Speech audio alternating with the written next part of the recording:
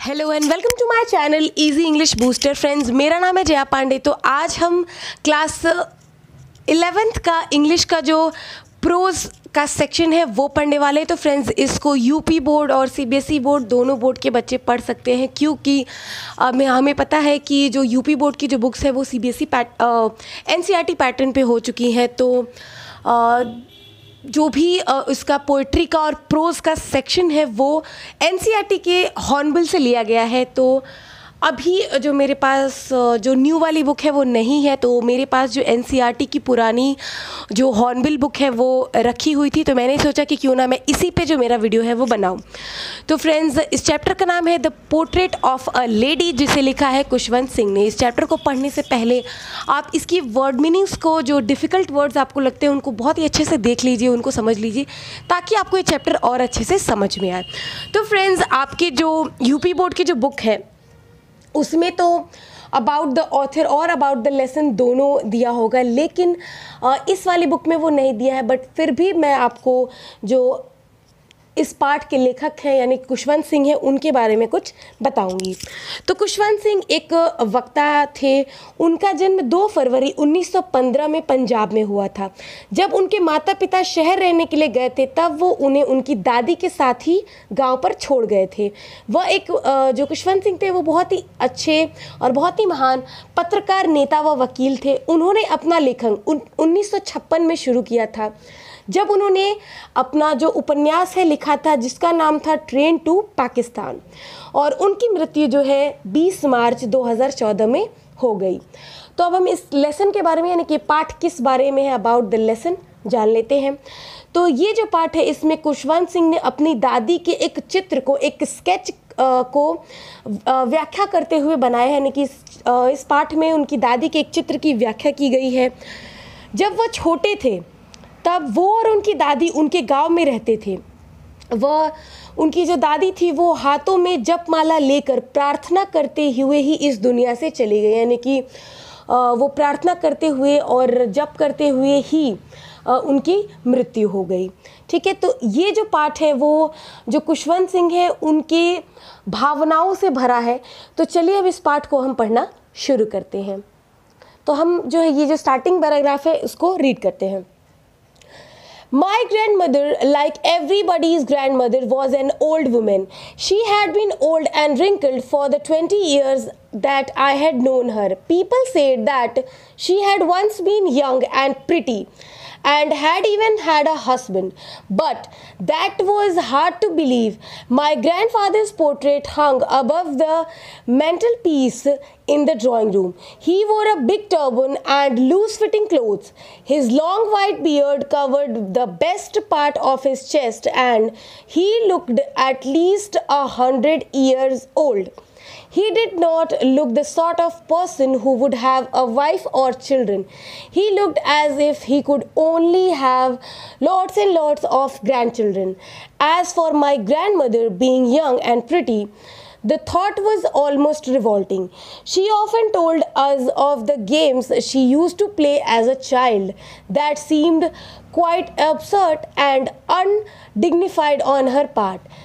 and we treated it like the fables of prophets she used to tell us. तो friends, ये जो हमारा starting paragraph है इसमें जो हमारे ऑथर है वो बता रहे हैं कि माई ग्रैंडमदर, माई यानी कि मेरी, ग्रैंडमदर यानी कि दादी, लाइक यानी कि जैसे, एवरीबडीज यानी कि सभी की, ग्रैंडमदर यानी कि दादी, यानी कि यहाँ पे वो बता रहे हैं कि जो मेरी जो दादी थी, यानी कि जो मेरी दादी माँ थी वो सभी की दादियों की तरह थी। वॉज यानी कि थी, एंड यानी कि एक, ओल्ड यानी कि बूढ़ी, वुमेन यानी कि महिला, यानी कि जो कि एक बूढ़ी महिला थी। तो इस लाइन में जो लेखक है वो कह रहे हैं कि जो मेरी दादी माँ थी वो सभी की दादी माँ की तरह बूढ़ी महिला थी। शी यानी कि वह, हैड बीन यानी कि थी, ओल्ड यानी कि बूढ़ी, एंड यानी और, रिंकल्ड यानी कि झुर्रियों से भरी हुई, फॉर यानी कि से 20 ईयर्स यानी कि 20 वर्षों से, यानी कि वो कह रहे हैं कि जो उनकी दादी माँ थी वो लगभग 20 वर्षों से बूढ़ी और झुर्रियों से भरी हुई थी। दैट यानी कि जब से, आई यानी कि मैं, हैड यानी था, नोन यानी कि जानना, हर यानी उन्हें, यानी कि जब से मैं उन्हें जानता हूँ। यानी यहाँ पे वो बता रहे हैं कि 20 वर्षों से मैं उन्हें जानता हूँ और तब से जब से मैं उन्हें जानता हूँ पिछले 20 वर्षों से वो बूढ़ी और झुर्रियों से भरी हुई हैं। पीपल यानी कि जो लोग हैं, सेड यानी कि कहते थे, यानी कि लोग कहते थे, दैट यानी कि, शी यानी कि वह, हैड यानी कि थी, वंस यानी कि एक समय में,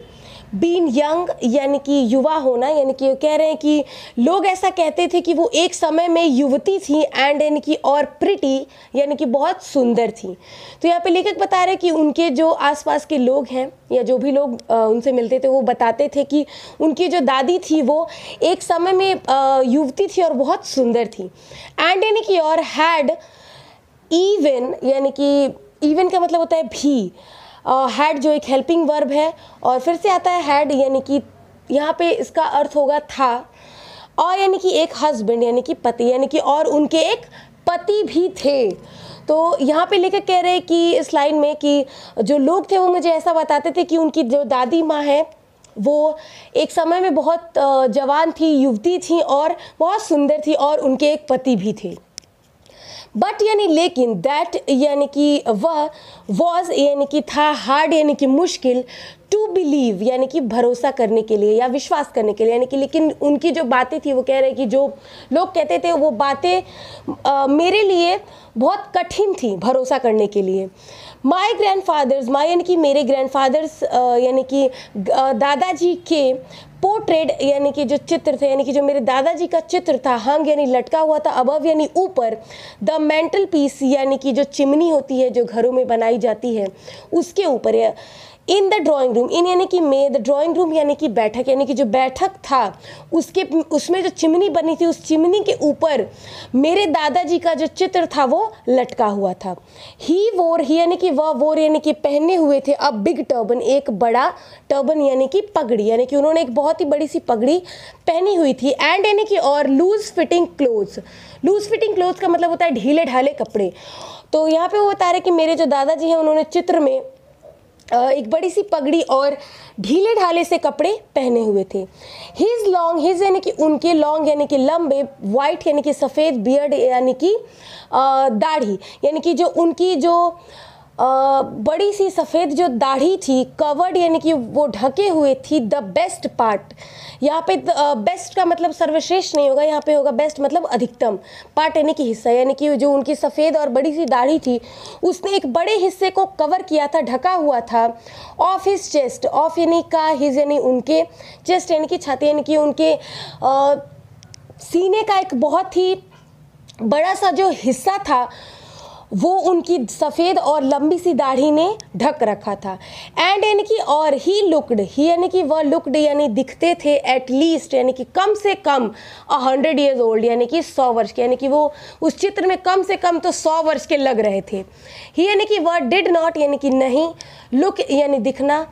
the sort of person, the sort of का मतलब होता है कि इस प्रकार के, पर्सन यानी कि व्यक्ति, यानी कि वो इस प्रकार के व्यक्ति नहीं दिखते थे। हु यानी कि जो, वुड हैव यानी कि होना, अ वाइफ यानी कि एक पत्नी, और यानी या चिल्ड्रन यानी कि बच्चे, यानी कि वो इस प्रकार के व्यक्ति नहीं लगते थे जिनकी पत्नी या बच्चे होंगे। ठीक है, यानी लेखक कह रहे हैं कि मेरे जो दादाजी हैं वो चित्र में बिल्कुल वैसे नहीं लगते थे कि उनकी कोई पत्नी होगी या बच्चे होंगे। ही लुक्ड, ही यानी कि वह, लुक्ड यानी दिखते थे, एज यानी कि जैसे, इफ़ ही यानी कि वह, कुड यानी कि सका, सका सकी सके, ये बेसिकली एक हेल्पिंग वर्ब है। ओनली यानी कि सिर्फ, हैव यानी होना, लोड्स एंड लोड्स यानी कि बहुत सारे, ऑफ चिल्ड्रन यानी कि बच्चे, पौत्र या मतलब पोता पोतियाँ। तो कह रहे हैं कि ही लुक्ड यानी कि वो ऐसे लगते थे, as he could only have कि उनके पास सिर्फ होंगे बहुत सारे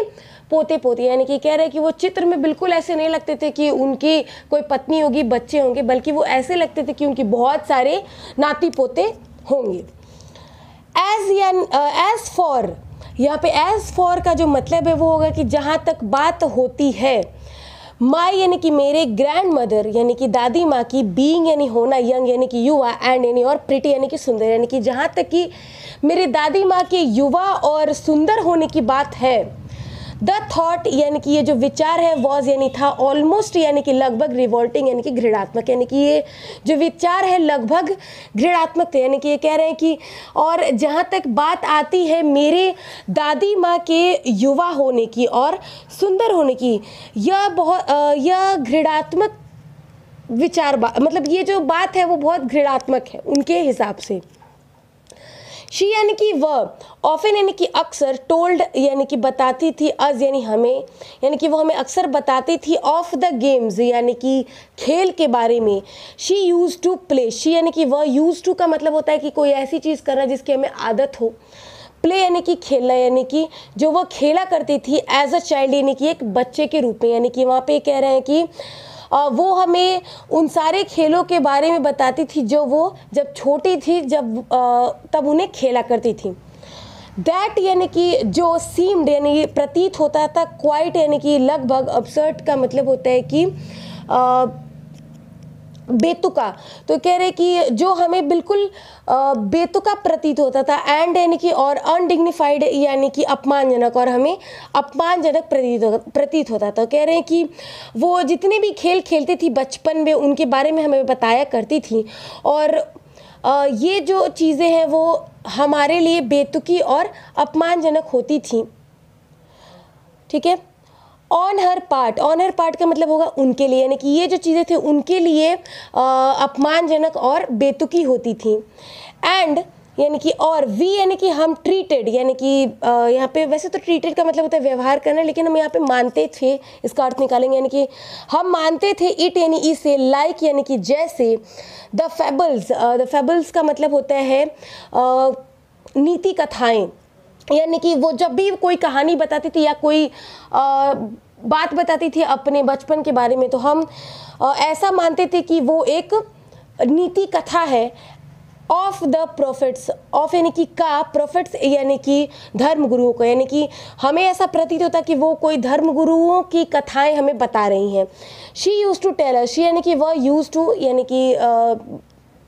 करती थी या किया करती थी, टू टेल यानी कि बताया, यानी कि वो बताया करती थी अज यानी हमें, यानी कि जो भी चीज़ें वो हमें बताया करती थी हमें ऐसा महसूस होता था या प्रतीत होता था कि जैसे वो किसी धर्म गुरु की नीति कथाएं हैं। तो यहाँ पे वो कह रहे हैं कि वो हमें जो है अपने खेलों के बारे में जो वो खेलती थी वो बताती थी, और जो कि उनके लिए काफ़ी मतलब ये चीज़ें बताना उनके लिए बहुत ही बेतुकी और अपमानजनक प्रतीत होती थी, और हम ऐसा मानते थे कि जैसे वो हमें कोई धर्म गुरुओं की कहानियाँ सुना रही हैं। ठीक है, तो इस पैराग्राफ को हम एक बार और देख लेते हैं। My grand mother like everybody's grand mother was an old women, यानी कि मेरी दादी माँ सभी की दादी माँ की तरह एक बूढ़ी महिला थी। She had been old and wrinkled for the 20 years that I had known her, यानी कि वह लगभग 20 वर्षों से, जब से मैं उन्हें जानता हूँ, वो तब से बूढ़ी और झुर्रियों से भरी हुई हैं। People said that she had once been young, लोग ऐसा कहते हैं कि वो एक समय में बहुत युवती थी, एंड प्रिटी और बहुत सुंदर थी, and had even had a husband, और उनके एक पति भी थे। But that was hard to believe, लेकिन मेरे लिए वो मानना बहुत कठिन था, इस पे विश्वास करना बहुत कठिन था। My grandfather's portrait hung above the mantelpiece in the drawing room, यानी कि जो मेरे दादाजी हैं उनका एक चित्र है जो कि एक हमारा जो बैठक है उसमें जो चिमनी लगी है उसके ऊपर टंगा हुआ है। He wore a big turban and loose fitting clothes, और उन्होंने एक बड़ी सी पगड़ी और ढीले ढाले कपड़े पहने हुए हैं। His long white beard covered the best part of his chest, उनके जो लंबी सी सफ़ेद दाढ़ी है उसने उनके जो उनका जो सीना है उसके एक बड़े से हिस्से को ढक दिया है, यानी कि वो दाढ़ी बहुत लंबी है जिससे उनका लगभग सीना जो है वो ढक चुका है।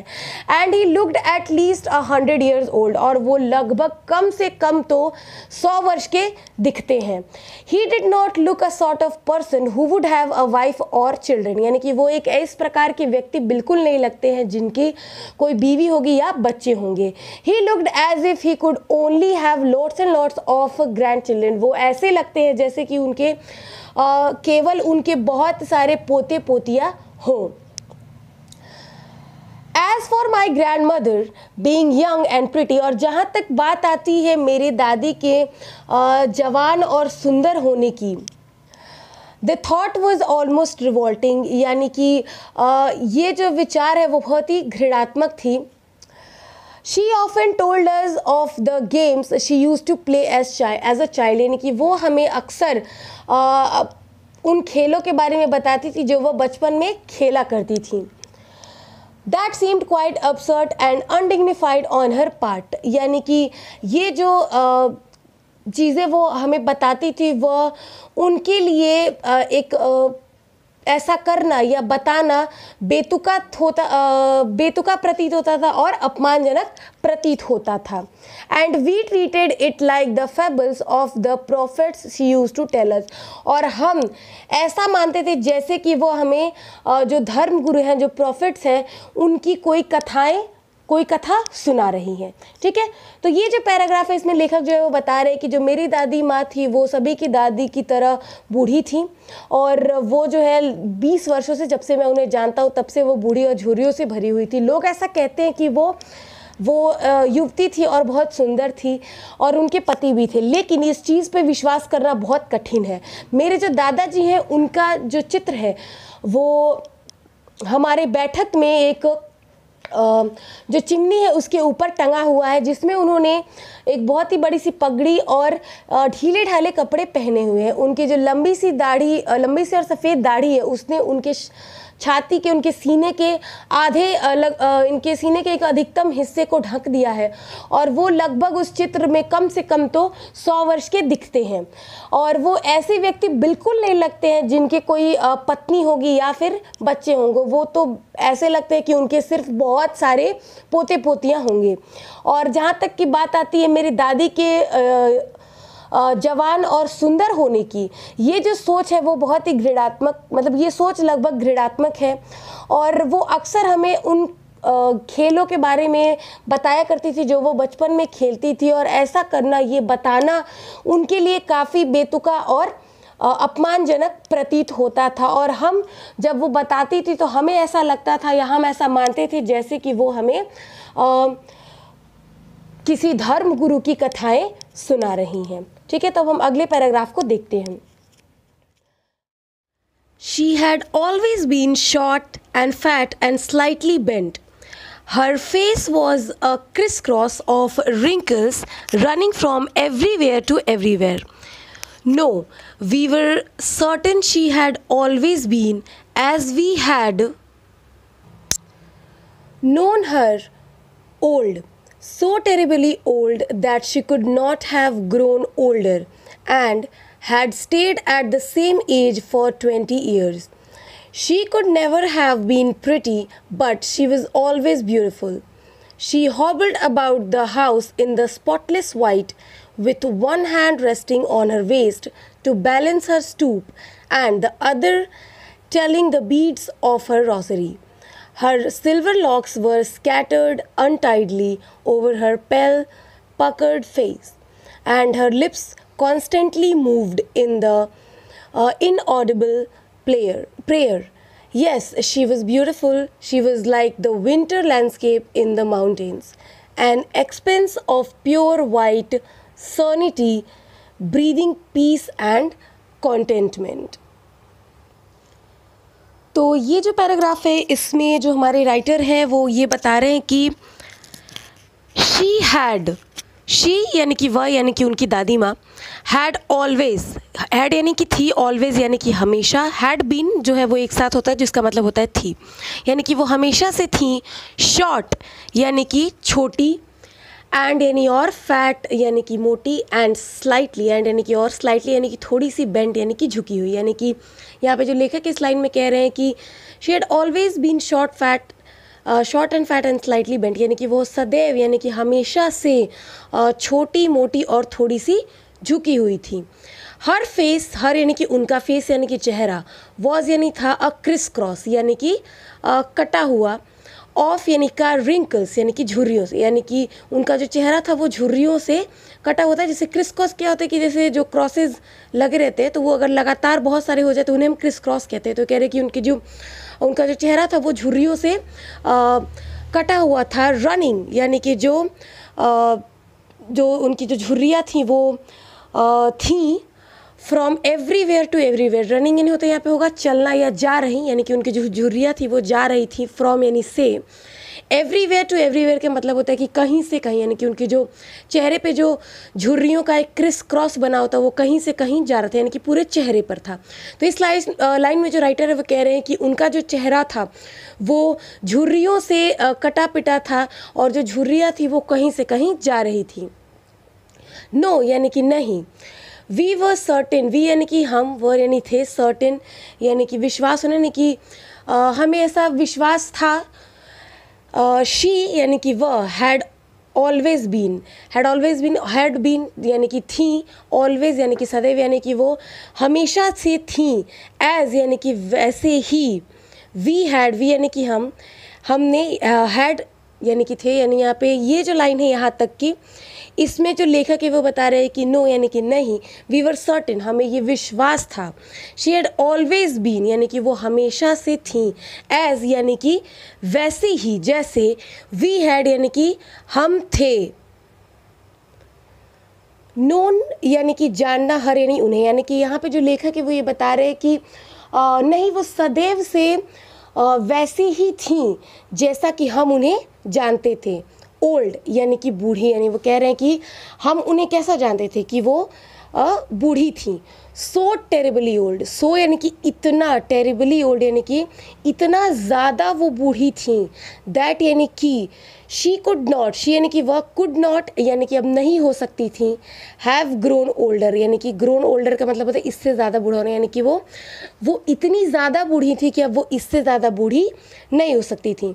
तो ये जो छोटी सी लाइन थी इसमें जो हमारे लेखक है वो ये बता रहे कि हम ऐसा मानते थे कि वो जैसा हमने उन्हें देखा है वो सदैव वैसी ही थी, वो इतनी बूढ़ी थी कि अब वो इससे ज़्यादा बूढ़ी नहीं हो सकती थी। एंड यानी कि और, हैड स्टेड, हैड यानी कि थी, स्टेड यानी कि रुकी हुई, यानी कि वो रुकी हुई थी। At the same age, at यानी कि पर, द सेम एज यानी कि उसी उम्र में, यानी कि वो उसी उम्र पर रुकी हुई थी, फॉर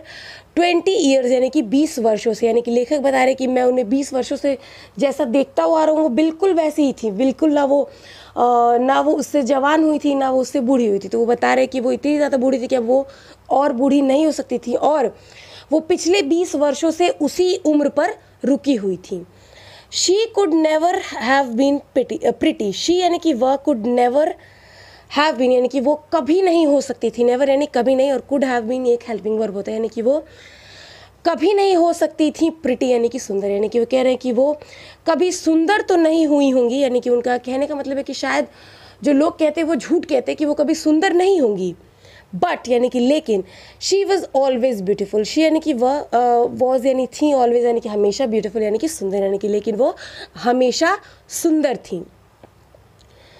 शी हॉबल्ड अबाउट, शी यानी कि वह, हॉबल्ड अबाउट का मतलब होता है कि लड़खड़ाते हुए चलना, तो यानी कि वो लड़खड़ाते हुए चलती थी, अबाउट यानी कि पूरे, द हाउस यानी कि घर में, यानी कि वो घर में लड़खड़ाते हुए चलती थी। इन स्पॉटलेट वाइट, इन यानी कि में, स्पॉटलेट यानी कि बेदाग, वाइट यानी कि कपड़े, यहाँ पे वाइट यानी कि सफ़ेद, तो यहाँ पे जो बेदाग सफ़ेद जो है वो कपड़ों के लिए कहा गया है। तो ये कह रहे हैं कि वो जो थी वो घर में अपने बेदाग सफ़ेद कपड़ों में लंगड़ाते हुए, सॉरी मैंने लड़खड़ाते बोल दिया, लंगड़ाते हुए चलती थी। विथ वन हैंड यानी कि अपने एक हाथ के साथ, यानी कि जो उनका एक हाथ था, रेस्टिंग वो आराम करता था, ऑन हर यानी कि उनके, वेस्ट यानी कि कमर पर, यानी कि जो उनका एक हाथ था वो उनकी कमर पे आराम करता था, टू बैलेंस ताकि वो संतुलन बना सके, बैलेंस यानी संतुलित करना, तो वो बैलेंस कर सके, संतुलन बना सके।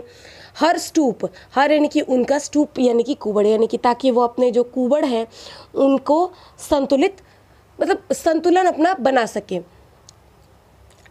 एंड यानी कि और, द अदर यानी कि जो दूसरा हाथ था, टेलिंग द बीड्स, अब यहाँ पे टेलिंग द बीड्स, यहाँ पे बीड्स यानी होता है कि किसी भी माला का मोती, लेकिन यहाँ पे टेलिंग मतलब बोलना नहीं होगा, टेलिंग मतलब होता है जपना, ठीक है। यहाँ पे तो कह रहे हैं कि वो मोतियों को जपती थी, ऑफर रोसरी, हर यानी कि उनका, रोसरी यानी होता है जो जप माला होती है, यानी कि उनके जप माला के जो मोती थे उनसे वो जो दूसरा हाथ था उससे वो जाप करते थे। यहाँ पे जो लेखक को बता रहे कि वो जो है पूरे वो जो घर है उस घर में सफ़ेद बेदाग सफ़ेद कपड़ों में लंगड़ाते हुए चलती थी और उनका जो एक हाथ था वो उनकी कमर पे रहता था ताकि वो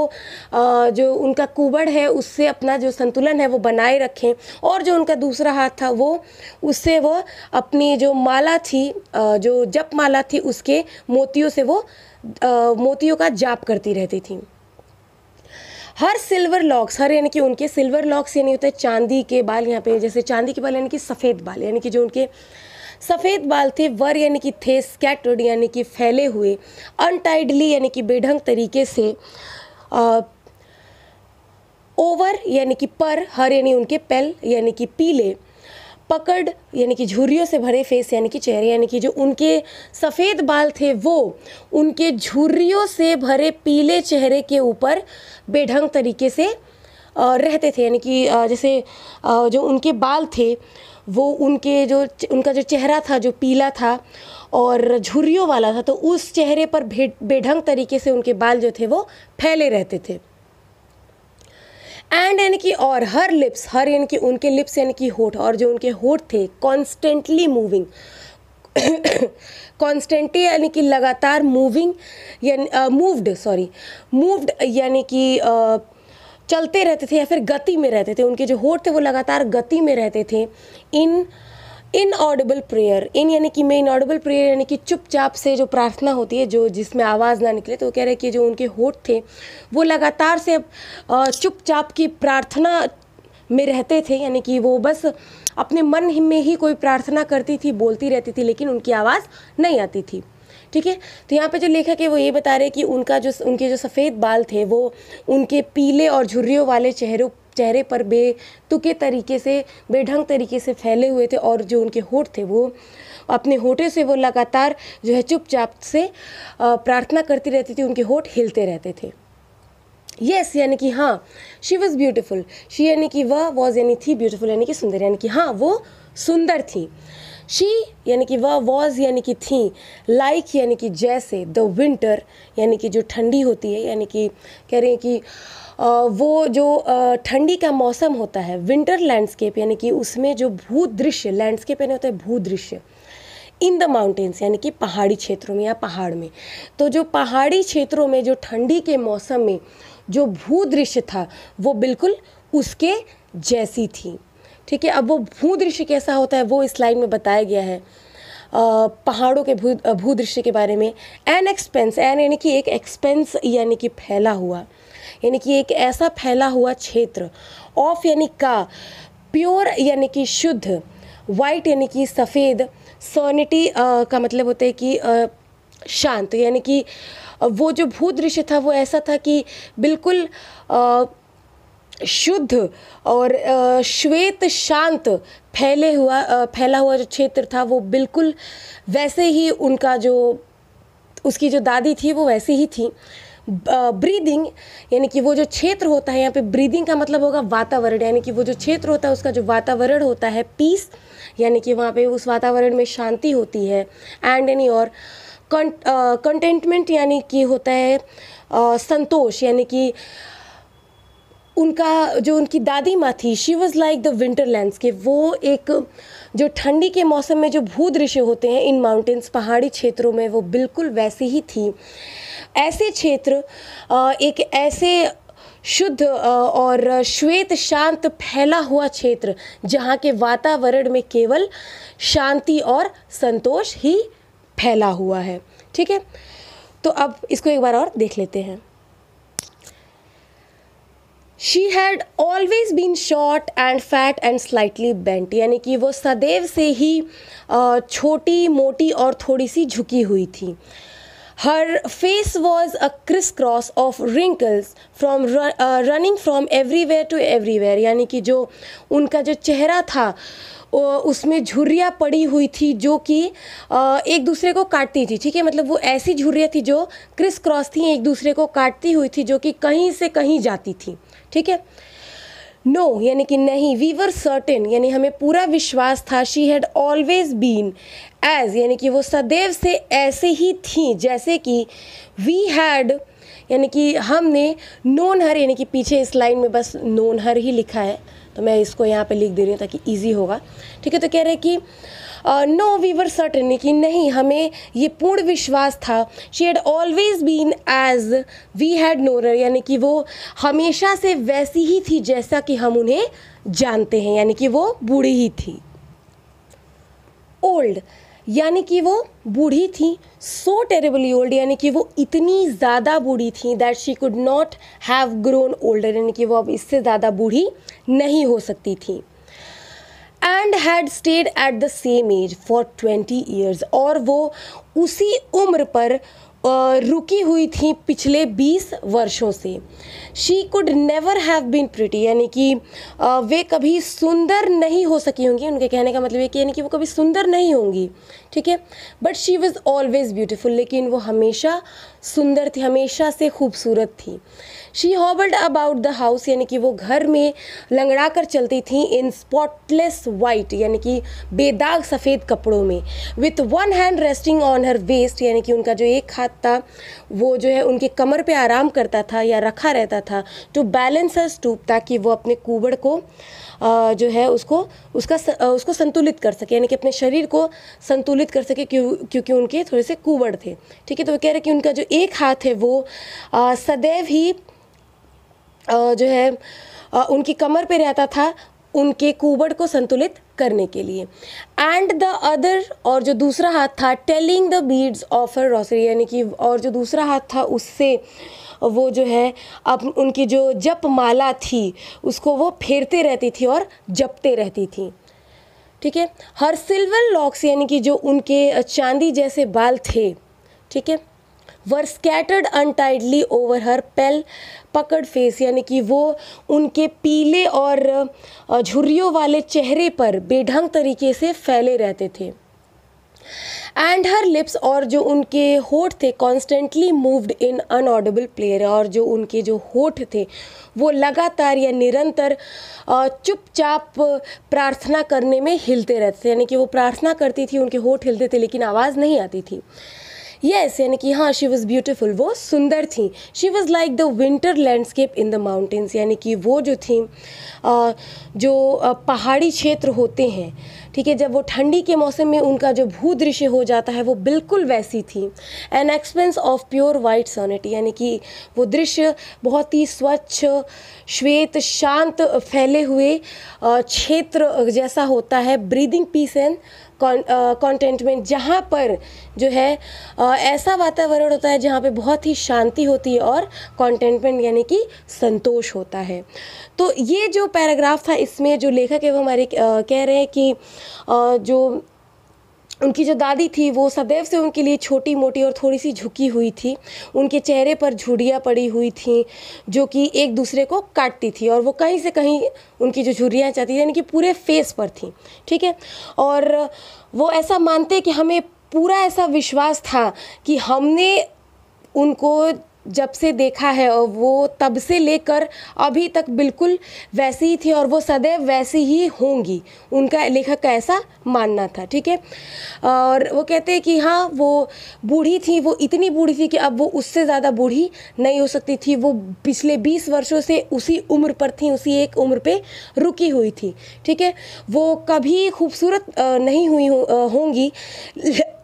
लेकिन वो सुंदर थी और वो जो है घर में सफ़ेद बेदाग कपड़ों के साथ लंगड़ा कर चलती थी और उनका जो एक हाथ था वो उनकी कमर पर उनके कूबड़ को संतुलित करने के लिए रखा रहता था और जो दूसरा हाथ था उससे वो जो उनकी जप माला थी वो उससे फेरा करती थी। ठीक है, उनके जो सफ़ेद जो चांदी जैसे बाल थे वो उनके पीले और झुर्रियों से भरे हुए चेहरे पर बेढंग तरीके से फैले रहते थे और उनके जो होठ थे वो लगातार जो है एक चुपचाप सी प्रार्थना करने में हिलते रहते थे। हाँ, वो सुंदर थी, वो ठंडी के मौसम में जो पहाड़ी क्षेत्रों में भूदृश्य हो जाता था बिल्कुल वैसे ही थी। एक ऐसा क्षेत्र, एक ऐसा श्वेत, शांत और स्वच्छ फैला हुआ क्षेत्र जहाँ पर केवल शांति और संतोष का वातावरण था। So friends, thank you so much मेरा वीडियो देखने के लिए। अगर आपको मेरा वीडियो अच्छा लगा हो तो प्लीज़ इसे लाइक करें, शेयर करें और प्लीज़ मेरे चैनल को सब्सक्राइब करें, बेल आइकन को क्लिक करें ताकि आपको मेरे वीडियोस के नोटिफिकेशंस मिलते रहे। अगर आपको कोई भी कन्फ्यूजन हो या कोई भी नया सजेशन हो तो प्लीज़ आप मुझे कॉमेंट सेक्शन में ज़रूर बताएं। थैंक यू सो मच मेरा वीडियो देखने के लिए।